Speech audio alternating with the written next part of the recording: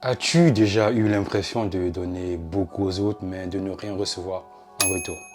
Tu dis oui pour ne pas froisser les autres, mais au fond de toi, tu te sens frustré, invisible, déçu de toi-même.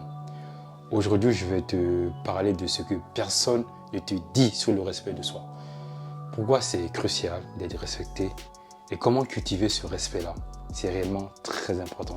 Dans cette vidéo, je vais te donner les 3 vérités importantes sur le respect de soi et les 5 signes qui montrent que tu ne te respectes pas. Et je vais aussi te donner les 3 actions concrètes pour changer ça dès maintenant, dès aujourd'hui. Alors reste bien jusqu'à la fin de la vidéo. Et si tu es nouveau ici, abonne-toi à la chaîne. Je parle de développement personnel, d'évolution, de devenir la meilleure version de qui tu es. Et je sais, beaucoup de personnes regardent mes vidéos sans y être abonnées. Alors abonne-toi maintenant et lâche un gros pouce bleu. La première vérité est que se respecter, ce n'est pas égoïste. Beaucoup de gens pensent que quand je prends du temps pour me respecter, je suis égoïste. Ce n'est pas vrai, c'est complètement faux. Et dans ma culture, on pense souvent en plus qu'il faut penser aux autres avant de penser à soi. Moi, j'ai grandi avec ça et pendant longtemps, cela m'a pesé. Mais quand je fais ça, j'ignore mes propres besoins et mes propres envies. En vrai, je suis humain comme toi et au fond de nous, on a des rêves, on a des envies. Quand je fais passer les envies des autres avant les miennes, je vais être triste. Et en vrai, en réalité, se respecter, c'est accepter que tout le monde ne soit pas d'accord avec ça. Tu es OK avec ça. Parce que les personnes à qui l'on manque de respect, elles ont peur de déplaire parce qu'elles ont peur de donner leur avis. Et quand j'ai commencé à travailler dans ma première entreprise, il y a un de mes collègues, en fait, il a voulu me manquer de respect en me donnant un surnom. Il m'a appelé Momo parce que je m'appelle Mamadou. Et moi, je déteste ça. Mes parents m'ont donné un prénom et j'en suis fier. Je lui ai dit, écoute, mon prénom c'est Mamadou.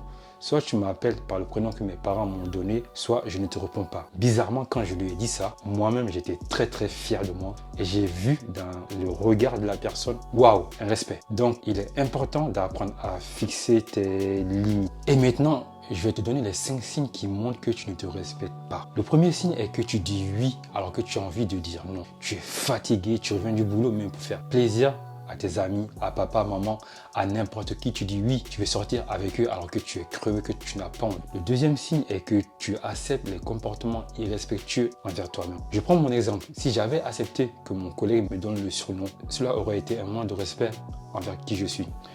Et le troisième signe est que ton dialogue intérieur est super mauvais. Tu te parles mal à toi-même. Tu te dis souvent, je suis nul, je ne suis pas capable de. Oublie pas, ton monde intérieur est le reflet de ton monde extérieur. La manière dont tu te traites, c'est comme ça que les autres vont te traiter. Et le quatrième signe, en fait, est que tu as peur de prendre du temps pour toi-même. C'est super important. Et le cinquième signe est que tu as peur de dire ce que tu penses, tu as peur de déranger, tu as peur de la confrontation. Tous ces signes-là, si tu les as, démontrent qu'on te manque de respect facilement. Et je vais te donner 3 actions concrètes pour remédier à cela. La première est que tu dois apprendre à fixer tes limites claires aux gens.